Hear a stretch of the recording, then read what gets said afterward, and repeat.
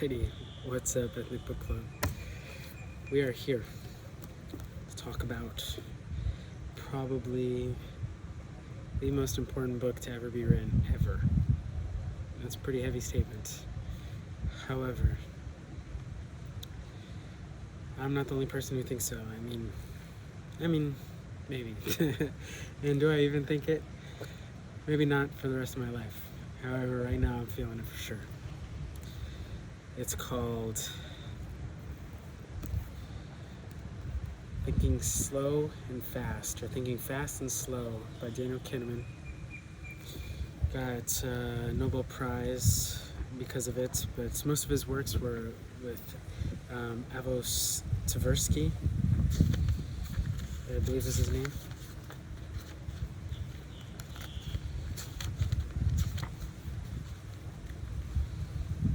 Amos Tversky. Anyways, them two, they worked really hard on creating a bunch of insights, powerful insights on the human mind and how we work. And I'm going to talk about some of it today. Not necessarily on each little bias that we have, because one, that would take forever. Two, many people have already done it. For instance, you can go on to like Wikipedia and type in list of cognitive biases, or someone actually, with reference to primarily this book, someone made a YouTube video on the 26 cognitive biases of the mind, and I'll have that linked up because it's a good watch if you want to get into that stuff per se. But what I care to share about is the story of what he has to offer, and kind of some of the implications that it has in life in general, and the things that I've utilized the most myself. And please excuse the fact that I might have to stop at work because I'm at work right now. It was the only time I got for this, but whatever. Anyways, the story begins with two systems, System 1 and System 2. Okay, and these two systems, they work together yet find themselves in conflict. System 1, also more familiarly known as our intuition, and System 2, which is our reasoning in things, logical interpretation, etc. Okay, we primarily live on reliance of System 1. Every once in a while we need to open up our eyes a little bit more, tune in and utilize our System 2. For example, if you ask me where the pool is, I'm going to be like, oh, right there. But then if you ask me where China is, I get, okay, System 2, let's see. Which way is east, which way is west? Sun's over there, so that's, we're in the afternoon, so it's west. North, okay, so that means north. China's to the east or west, blah, blah, blah. So, like, going around the world, down that way. You know what I mean? Like, it's a process. Similarly, if you're driving, if you're going home from from a job you've been working a long time, System 1. You go to a concert, you're driving to a venue you've never been to before, and your phone died, so you don't have the GPS, System 2. Okay? Even with System 1, still, you're like, GPS, is this right? Anyways, that's where our story begins. However, it fades into the conflict between them, how we tend to rely on the first one, how the second one is extremely lazy and doesn't like to work if it don't have to, okay? Brain is the most consumptive of all organs. The amount of calories this thing gets going if you use it properly is insane, you know what I mean? And I'm gonna create a weight loss protocol that's just simply math problems. See how well that works out.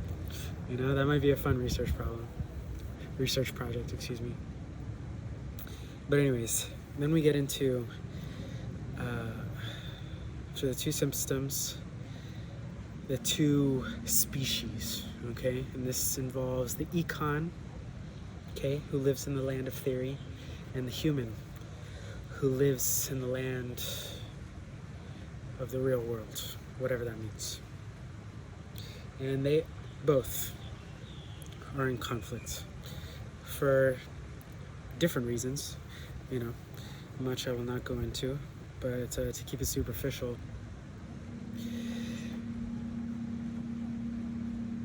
the econ can predict non-emotional things and various phenomena to high degrees, etc. And if it was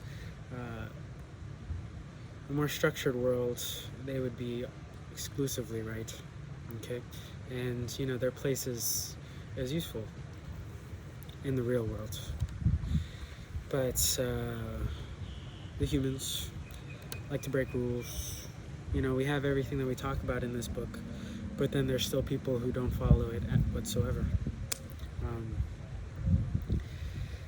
And yeah, and then you have the two, so after the two species, you have the two selves. The two selves are the one, experiencing self, and two, the remembering self. And unfortunately, we typically prefer or foster our experience towards the remembering self. We focus on making sure that the remembering self is going to garner the most benefit, and not necessarily the experiencing self, who we truly are, at least in my opinion, is this experiencing self. So I find that flawed. I think that we should fade away a little from the remembering self and go towards focus on the experiencing self, and that builds up into a whole discussion of mindfulness and being where you're at, focusing on like what's around you and being mindful about that type of stuff, and spirituality, whatnot, which is a conversation deserving of hours of, but let's not dwell in there. Let's keep it right here. Okay, so he goes through these beings, if you will, the systems, the econ, the human, the remembering self, and the experiencing self, and how they conflict with each other. It's so interesting, because we make terrible decisions because of our biases towards one version of these or the other. For example, and this is towards the end of the book, he gets into conversations about maximizing happiness and pleasure and things. But we look at people who experience torture for, not crazy torture, like experimentally approved torture, that is ice baths of the hand for 60 seconds versus 90 seconds. So the people who had super cold at 60 seconds, two groups, and then one group had 60 seconds, same level of coldness, and then an additional 30 seconds of a little bit warmer temperature. So they remembered at the end a little bit less intensity of trauma, and they asked them, what was their likelihood of doing it over again, and the people who did the 90 seconds were much more likely to do it again, for much smaller payment and things like that, than the people who only did it for 60 seconds. However, they experienced the same amount of torture plus some torture on top of that. And it's because all they had essentially was their remembering self. They didn't analyze what their experiencing self would be like or was like. They just thought about their experience as a whole, which is influenced heavily by the last bit of experience,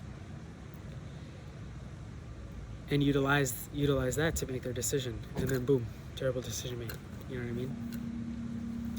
Similarly, people will hold weight at the beginning of things, of information, and that has a specific name. Actually, let me go ahead and get that.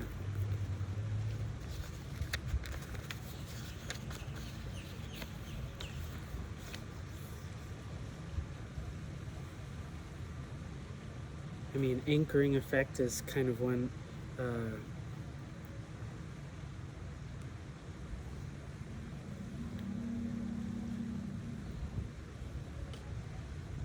One form of it,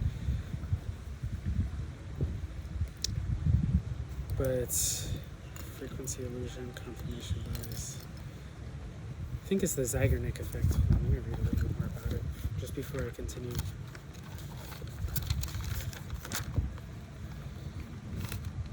Is the phenomena that interrupt, so Zeigarnik effect is the phenomena that interrupted or unfinished tasks are more easily remembered. Nope.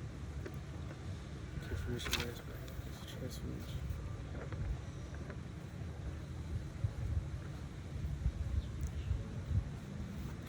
Anyways, I'm sure there's a term for it exactly, but he describes how the first things that are given to us is what holds the most weight. And it is a form of anchor, I suppose. But the example was a description of two people, one named Adam, one named John. And they both had the same descriptions, however, just flipped. And the first one was intelligent, and for Adam, and the last one was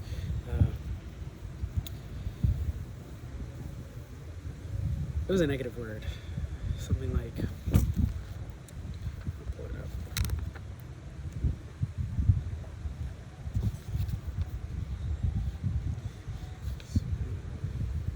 And regression of the mean, availability.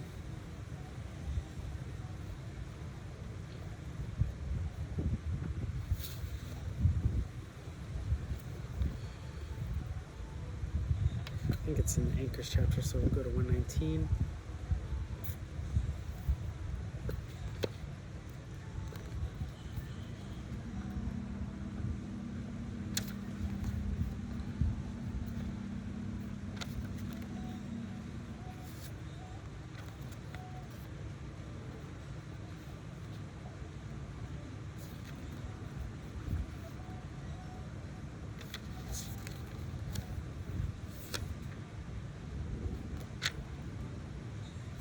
Anyways,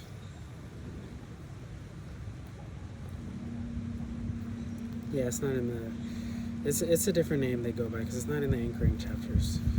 But it's funny that I'm actually reminded by reading it here. A random roll of the dice influenced the judgment of judges during prosecution hugely. So they were given a case, same case, two groups of judges, and a random roll of the dice, which were loaded, actually, so not random, but one group got a loaded dice that rolled an 8, and the other got a loaded dice that will always roll a 3. And they knew it to be random, okay? They knew it to mean nothing other than the hidden influence by the researchers. Yet the average statement for how long they got prosecuted, years, was 7 years for the judges who got rolled an 8, and it was a 4 for the judges who got thrown a 3. Okay, so they knew, yet it still influenced us. It's crazy. You gotta keep your mind like outside. So there's a lot. You know what I mean? I'm only going to talk about one more because it is the backbone of a lot of these, and that is called the framing effect. Okay, hundreds of things, but the framing effect is probably the most important one because it allows you to manipulate the decisions of other people by the way you frame a choice.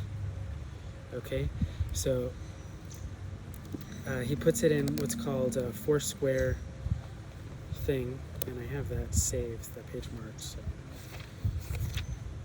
fourfold pattern, page 317.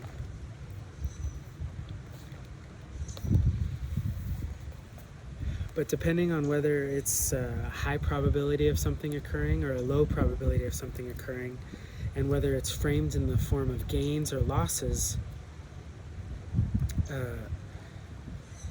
you will change your decision respectively. Okay, so that is looking at high probability or certainty, high certainty settings. If it's in terms of gains, so for instance, you've got a 95% chance to win $10,000 or a 100% chance to win significantly less, people are going to choose the significantly less, become risk aversive. Okay? Like, people are very risk aversive when it's in terms of gains, because we hate the idea of a loss when we had this certainty, you know what I mean?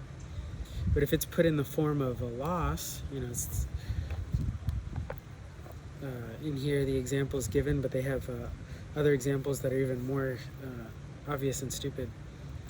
But this is 95% chance to lose $10,000 versus 100% chance to lose, a much smaller amount of money.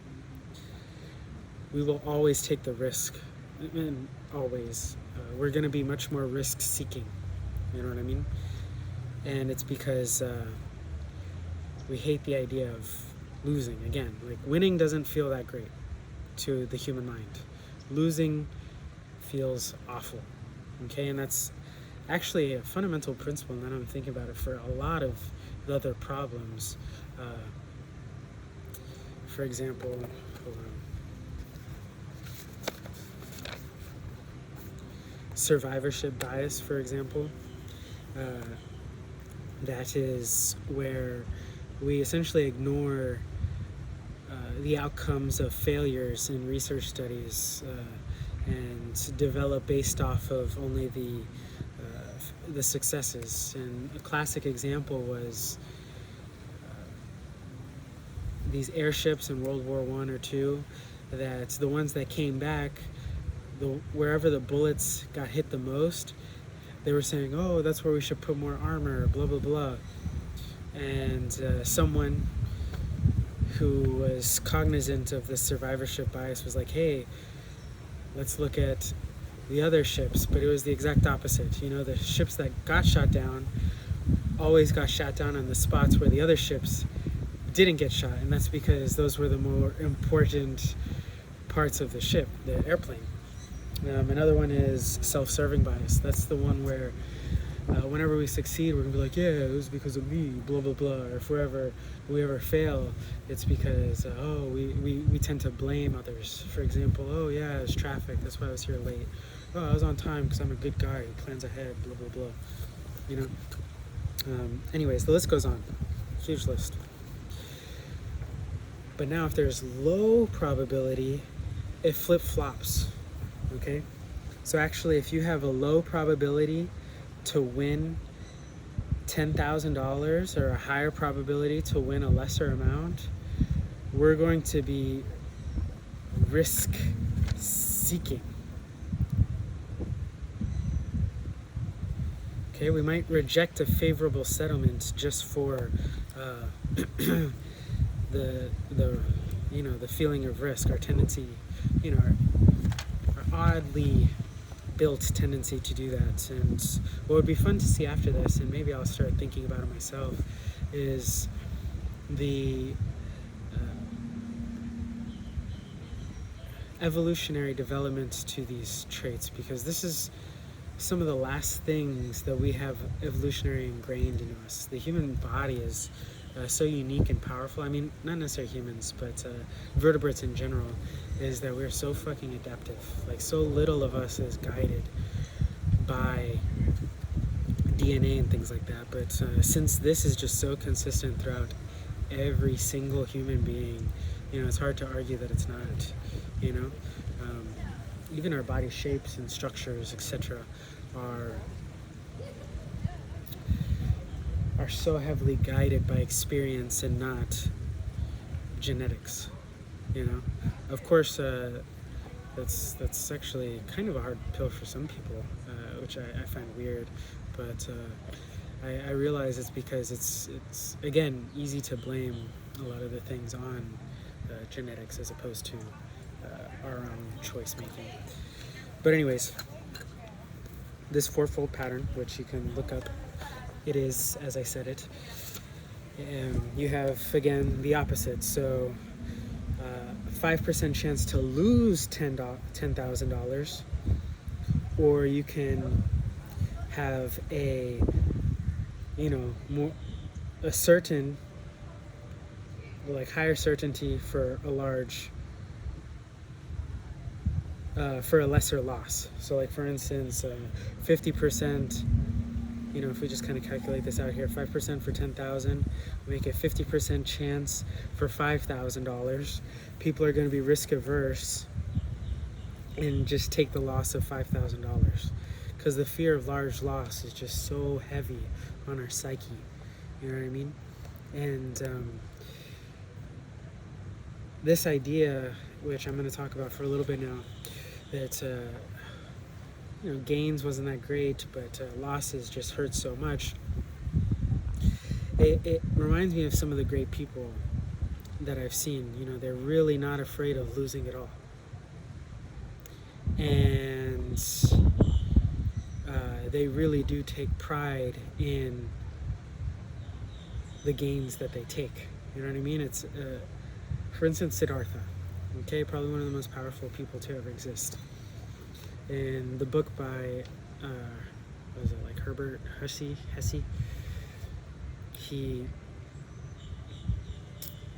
when he was living the city life, and he was the strongest gambler to exist. He would throw it all away in a second and then gain it all back in 2 weeks. You know what I mean? But nothing pleased him more than the fruiting of a peach on a tree, or the smoothness of a new rock he found in the river. And like the success of just finding those things held so much weight to him. However, the loss of essentially millions of dollars in his respective currency, he was like, whatever, bruh. Whatever. And again, what's it called? Like, I'm not calling him a great guy or anything like that, but it's an impressive man. What's that Tesla dude? He threw away so much just to send a stupid car into space, like with a flamethrower or something. But when you see his smirk and smile, he's so fucking pleased, despite essentially all the loss that was involved with that. You know what I mean?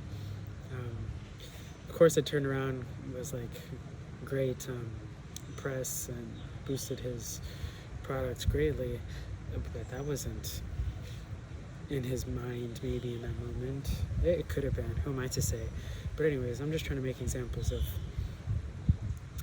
individuals who prosper tend to have the opposite of this, and that is respect the gains and not give a fuck about the losses. And our human tendency, our unfortunate human nature, is the opposite. Okay? So please, if you're watching this video, try and lose something. Try and give it away, donate it, get rid of it. Take a risk and feel a loss. And shrug it off. And then do something else that maybe before wasn't super positive, or before wouldn't have caused anything exciting to you, and be excited about it. Be thankful for it. It might be a good practice, exercise, who knows. Anyways, that's what I've been trying to do. That's how this has affected me in my day-to-day. I mean, this is that's the main sauce. There's a lot. Okay, it took me probably 6 or 7 months to read this book. Technically not done yet. I'm like in the research, the appendices on the research and stuff like that. Which I've taken a break. I'm putting it down. Shit's tiny, but dense. Fuck, man. Read a page. You just sit on it, and next thing you know, you're asleep. It puts you to sleep. It's one of them reads, but worth it. Like, fight through it. Finish the book. Everybody I've talked to who's picked it up has not finished it. And, like, the farthest I've met anybody who's picked up this book was halfway. Okay, and you're not even getting to the good stuff. Okay, like, fourfold pattern is way past halfway. Framing and things like that to understanding personality and stuff like that. Anyways, I guess one other thing that I want to talk about is how it's changed my political views, because before reading this book, I considered myself what was called a vice libertarian. Like I enjoyed the concept of people doing whatever the fuck they want. You know what I mean? As long as it doesn't infringe on the liberties of others. But the vice kind of plays into how the government plays a role in society and stuff like that, and that is if it's deemed negative, or like something that everybody agrees upon democratically not good, then what you do is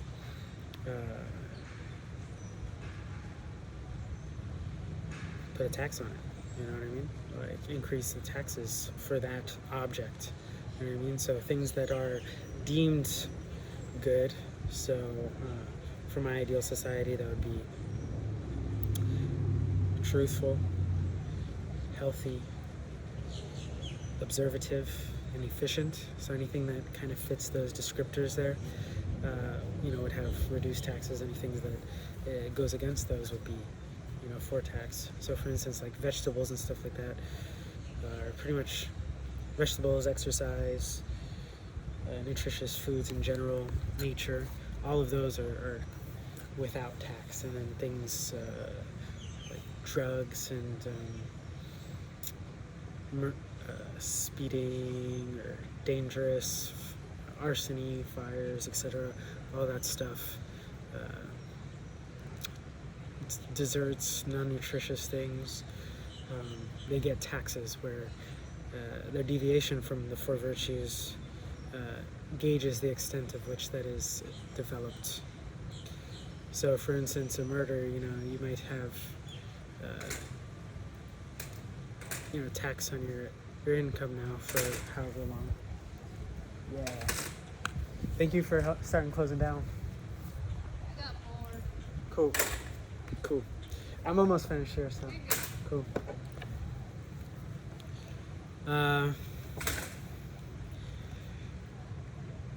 Yeah, would respectively be that. However, introduced me to the idea, utilizing ideas of framing and other psychological biases and stuff like that, or what he calls paternalistic libertarianism, where you let people do whatever they want to do, but you kind of nudge them towards a certain direction, okay? And this is seen accidentally. It's utilized now, actually, greatly in some countries. One under his influence in the UK. But outside of that, before all of this, there was an interesting differences between countries with high donor rates, like organ donor rates, versus countries with low organ donor rates, because it didn't make sense. Culturally similar countries would have very opposite donor rates. For instance, Germany and Austria. One would be like nearly 100% donors. The other one will be nearly 0% donors. And then like Turkey and Greece, one super high, the other one's super low, etc. And they're like, what the fuck? Why is this? Why is this? And they looked at the driver's license application and things like that, and it was the framing of the question. So remembering that people are constituent of their system 1s and 2. System 2 is lazy. We do the least amount of work as possible. And those applications for driver's license that said, check this box if you don't want to be an organ donor, had very low organ donor rates. It said, check this box if you do want to be an organ donor. They had, no, excuse me, backwards. Let's take a step back.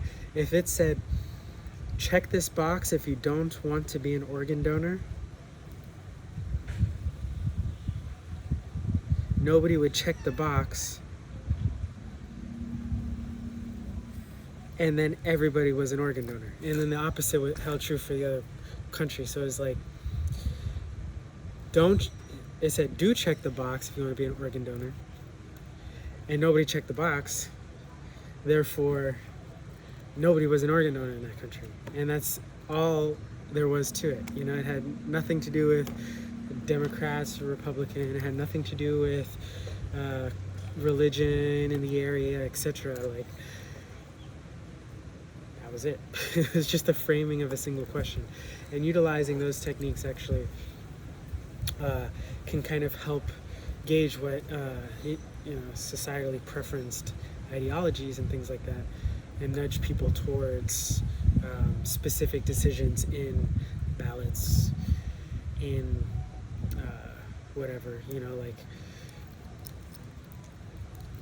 because people don't want to make changes. So you reduce that change, and there you go. So I consider myself a vice nudging libertarian because of that. Anyways, great book. Hit it up. Catch y'all later.